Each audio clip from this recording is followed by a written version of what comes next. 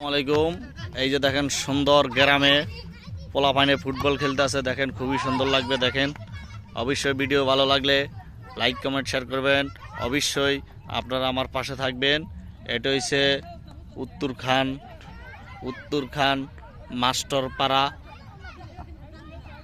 কলাবাগান মন্ডা এরিয়ার ভিতরে বাডুল্লা এলাকা।